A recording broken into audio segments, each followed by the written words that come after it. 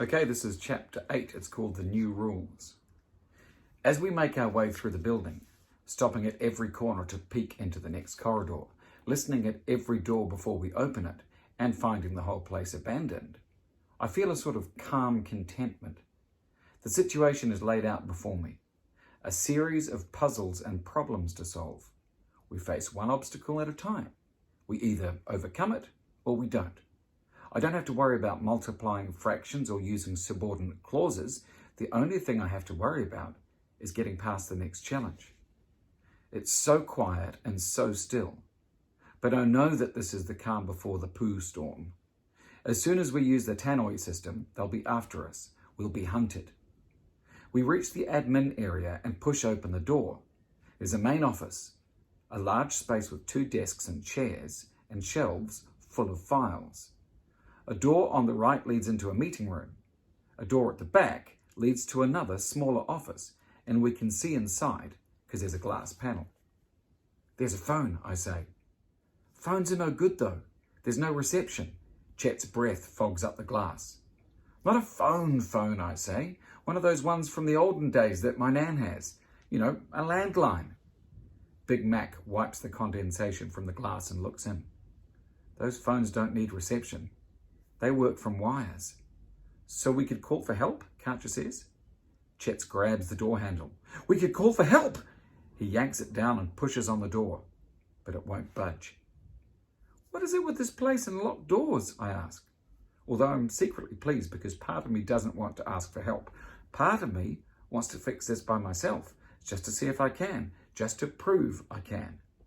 Okay, Adrian, look for keys. Mac, see if there's any possibility of breaking it down. Chets, turn on those computers and see if there's any way of logging in without a password. Karcher, look for anything else that's useful. I'll look for the tannoy system. I'm really hoping it's not behind that locked door because I don't think we're going to be able to get in there. Everyone sets to work. No talk, just rummaging and mouse clicking and door examining. I glance around the room and I don't know what I'm looking for, but I feel like I know it when I see it. In one corner, screwed to the wall, is a black box with a bunch of buttons on it. I look at it carefully. I want to make sure I'm going to get this right before I commit myself to pushing a button. Once I do that, all hell is going to break loose. Is it complicated? Karcher comes over and stands with me. Well, there's a button that says push and hold to talk, and a speakery looking part that says speak clearly into the microphone. So I guess it's not all that complicated. Who's making the announcement? She says. Oh, can I do it? Adrienne gives up her search for the keys and joins us at the black box of destiny. I want to. Chet pushes back his wheelie chair. Shouldn't you be trying to crack some passwords, I ask? I've tried all the obvious ones. Password, 1234, Crater Lake. I'm an evil alien, my eyes are weird, etc., etc. I've tried them all. Nothing works. And nothing's going to break down that door, says Mac, joining us, except some explosives or a wrecking ball.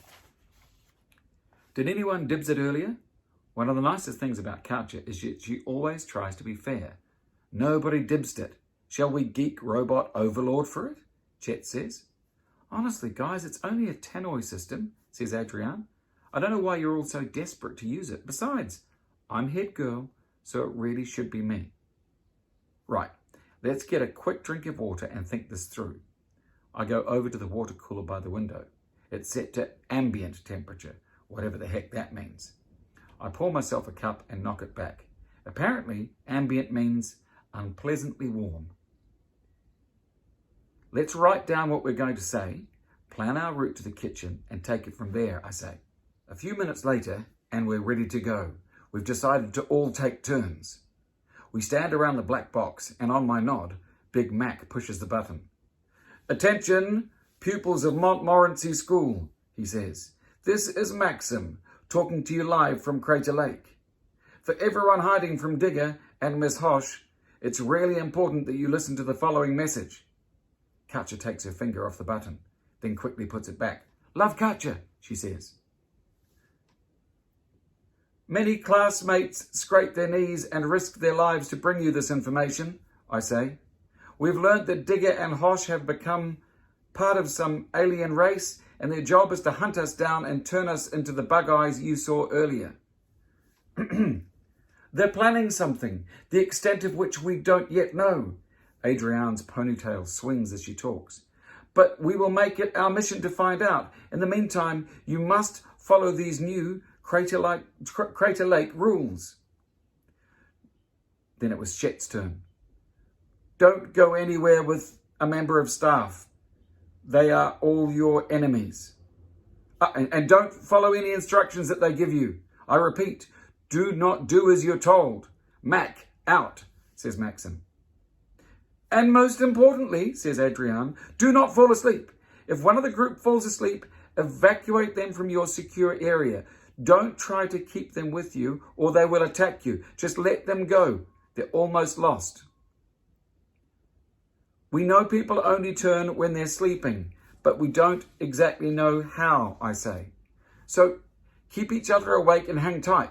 We're working on a plan to get us out of here. And good luck, Katja says. And remember, I hold down the button as we all shout into the mic at the same time. Don't fall asleep. We're at the office door before the speakers stop reverberating, running down the corridor as fast as we can.